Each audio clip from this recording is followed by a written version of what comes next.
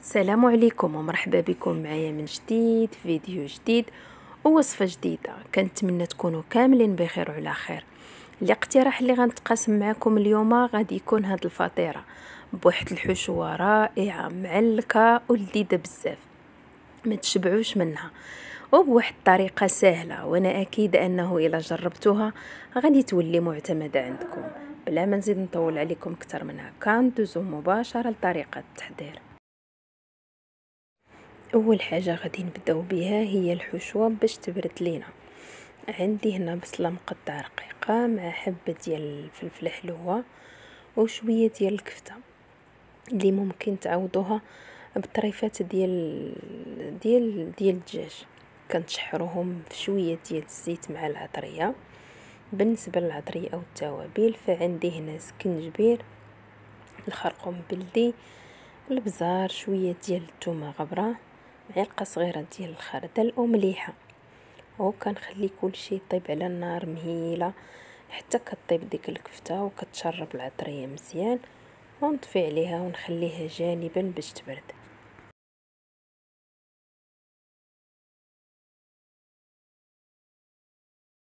بالنسبه للعجين فغادي نحتاج 300 غرام ديال الدقيق الابيض او ما يعادل 3 ديال الكؤوس، مع معلقه صغيره عامره مزيان من الخميره الفوريه، معلقه صغيره من السكر حبيبات ومليحه، مع 4 كاس من زيت المائده.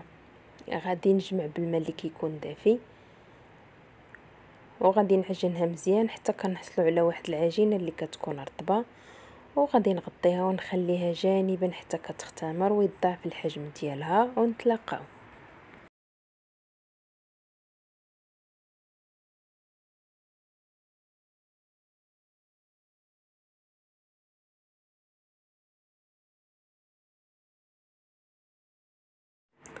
ها هي العجينه بعد ما خمرت مزيان وضاعف الحجم ديالها. غادي نقسمها على جوج، كنكور دوك جوج كويرات وكنحاول نسرحهم بالمدلك حتى كتولي رقيقه.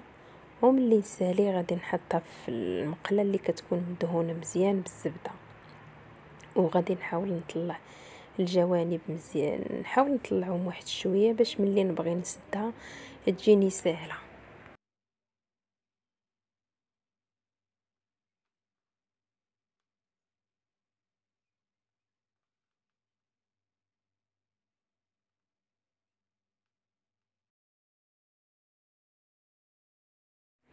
بالنسبه للحشوه فغادي نقسمها على جوج. كنحط نصف الكميه ديال الحشوه على وجه الفطيره وكنحاول نوزعها بشكل متساوي، ومن بعد كنحط قطع ديال الجبن ديال الخاص بالساندويتشات وكنوزعهم على الحشوه. وغادي نضيف كذلك القليل من الفرماج احمر او الموتزاريلا صافي، وكنحط الكميه اللي تبقات عندي ديال الحشوه وكنوزعها حتى هي كذلك مزيان.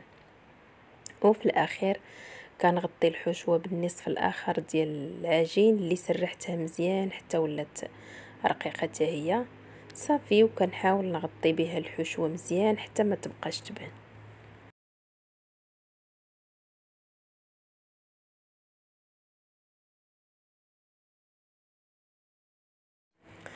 ومن بعد غادي ندهن الجوانب بشويه ديال الماء باش ملي نبغي نتنيها تلصق مزيان والحشوه ديالنا ما تخرجش صافي. وكنحطها فوق النار اللي كتكون مهيله، وبعد ما كنتقبها واحد 2 حتى 3 تقيبات باش ما تنفخش لينا.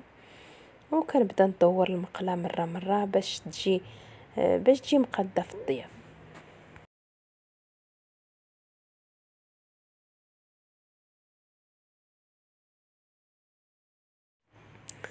وملي نعرفها طابت غادي نحاول نقلبها على الوجه الاخر ديالها. غادي نحط شي خشبه او الطبسيل وكنحاول نقلبها، وقبل ما نحطها كندهن المقله بشويه ديال الزيت او الزبده اللي كان عندكم. ومن بعد كنرجع الفطيره للمقله وكنخليها حتى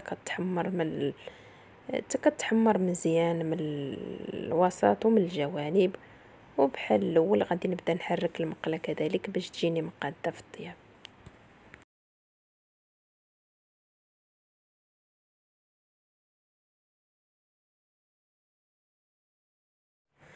وباش نزيدو ليها واحد الجماليه غادي نوزع على الوجه ديالها واحد الرش ديال الموتزاريلا، وغادي ندخلها للفران غير باش يذوب داك الفرماج.